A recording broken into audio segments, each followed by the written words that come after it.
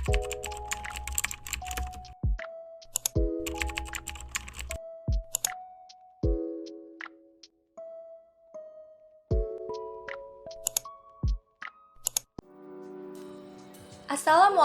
warahmatullahi wabarakatuh. Halo teman-teman, perkenalkan nama saya Sahnazita Andohasan, nomor pokok mahasiswa 2062 201060. Saya dari program studi akuntansi Fakultas Ekonomi dan Bisnis Universitas Ahmadiyah Bengkulu. Baiklah, pada kesempatan kali ini saya ingin berbagi ilmu dan sedikit memberi penjelasan mengenai materi investasi instrumen ekuitas dan utang. Pertama-tama, saya ingin menjelaskan terlebih dahulu definisi instrumen keuangan. Instrumen keuangan adalah setiap kontrak yang menimbulkan aset keuangan bagi suatu entitas dan liabilitas keuangan atau instrumen ekuitas bagi entitas lainnya. Adapun karakteristik pembeda instrumen ekuitas dan instrumen utang. Karakteristik instrumen ekuitas atau saham. Berdasarkan Undang-Undang Nomor 40 Tahun 2007 tentang perseroan terbatas, saham memberikan hak kepada pemiliknya untuk 1. Menghadiri dan mengeluarkan suara dalam rapat umum pemegang saham. 2. Menerima pembayaran dividen dan sisa kekayaan hasil likuidasi.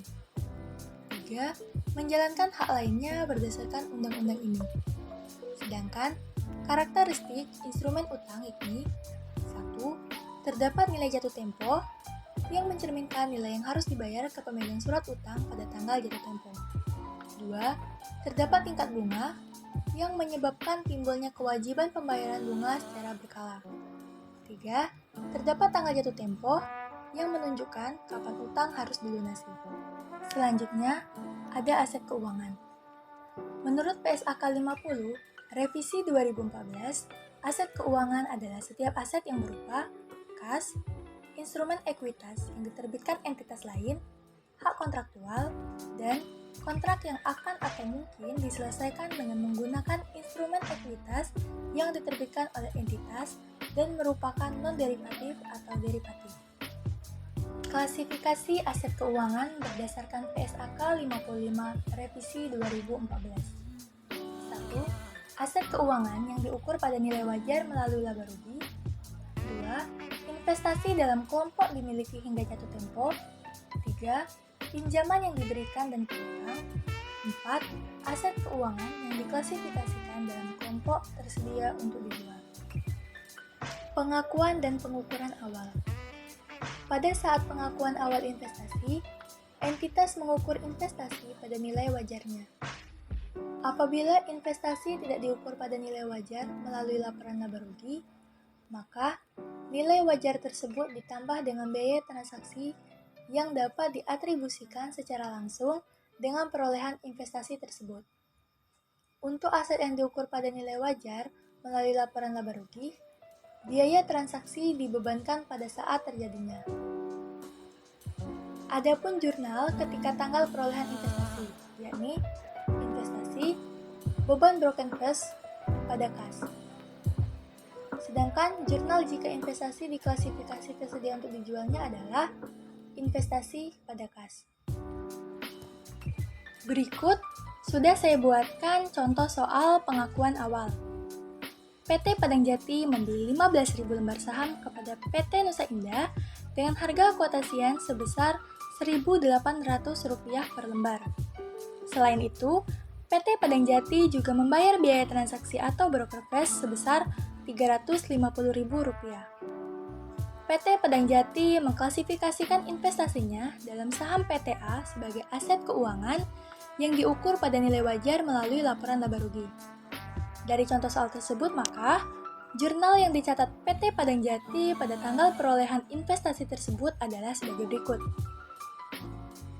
Investasi sebesar Rp27 juta, beban broker fees sebesar Rp350.000, pada kas sebesar Rp27.350.000. Nominal investasi itu didapat dari 15.000 lembar saham dikalikan dengan harga saham per lembarnya, yakni Rp1.800. Maka diperoleh Rp27 juta. Beban broker fee sebesar 350.000 ini merupakan biaya transaksi yang dibayarkan PT Padang Jati. Sehingga kas yang dikeluarkan pada saat itu sebesar Rp27.350.000. Dan jika PT Angkasa mengklasifikasikan investasinya tersebut sebagai tersedia untuk dijual, maka pencatatan jurnalnya sebagai berikut. Investasi sebesar Rp27.350.000 pada kas sebesar Rp27.350.000. Metode nilai wajar. Untuk investasi dalam instrumen ekuitas yang tidak menimbulkan adanya pengaruh signifikan atau pengendalian, maka berdasarkan klasifikasi aset keuangan dalam PSAK 55 Revisi 2014, investasi dalam instrumen ekuitas dibagi menjadi 1. Aset keuangan yang diukur pada nilai wajar melalui laba rugi. 2. Aset keuangan yang diklasifikasikan dalam kelompok tersedia untuk dijual. Untuk kedua jenis tersebut, pengukurannya menggunakan nilai wajar. Perbedaannya adalah dalam hal perlakuan akuntansi untuk keuntungan atau kerugian yang timbul dari penyesuaian atas nilai wajar.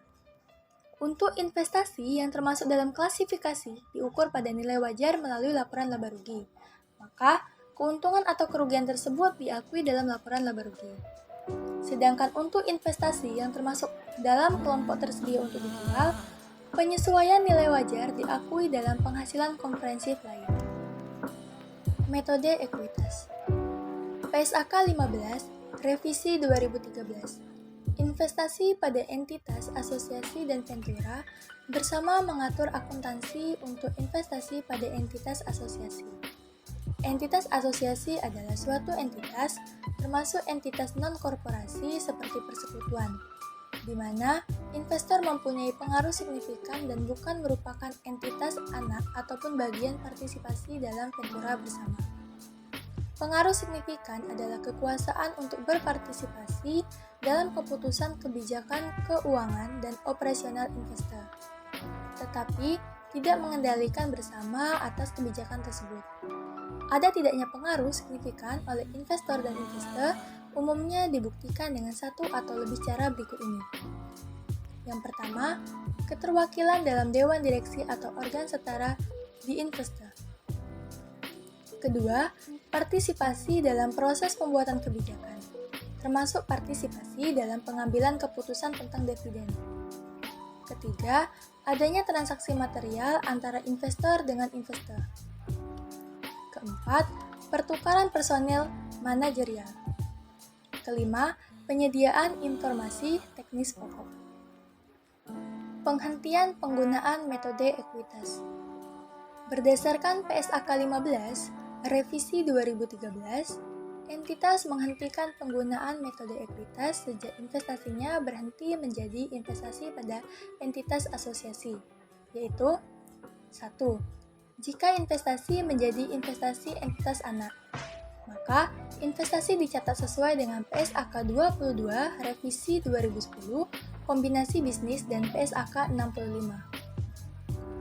2. Jika sisa kepentingan dalam entitas asosiasi merupakan aset keuangan, maka entitas mengukur sisa kepentingan tersebut pada nilai wajar. Ketika entitas menghentikan penggunaan metode ekuitas, maka entitas mencatat seluruh jumlah yang sebelumnya telah diakui dalam penghasilan komprehensif lain yang terkait dengan investasi ke dalam laporan laba rugi. Pengecualian penerapan metode ekuitas. Berdasarkan PSAK 15, Revisi 2013, yang mengatur mengenai pengecualian penerapan metode ekuitas. Jika investasi pada entitas asosiasi dimiliki oleh atau dimiliki secara tidak langsung, entitas yang merupakan organisasi modal ventura atau reksadana, perwakilan dan entitas sejenis termasuk dana, asuransi, terkait investasi, maka entitas dapat memilih untuk tidak menerapkan metode ekuitas. Entitas yang memilih untuk tidak menerapkan metode ekuitas tersebut akan mengukur investasi pada entitas asosiasi tersebut. Apabila entitas memiliki investasi pada entitas asosiasi yang sebagiannya dimiliki secara tidak langsung melalui organisasi, modal ventura atau reksadana, unit, perwakilan, dan entitas sejenis termasuk dana asuransi terkait investasi. Maka, entitas dapat memilih untuk mengukur bagian dari investasi pada entitas asosiasi tersebut pada nilai wajar melalui laba rugi. Mungkin itu saja sedikit penjelasan mengenai materi investasi, instrumen, ekuitas, dan saham. Semoga dapat dipahami dan dimengerti, serta bermanfaat bagi para penonton video saya. Lebih dan kurang saya mohon maaf, saya akhiri. Wassalamualaikum warahmatullahi wabarakatuh.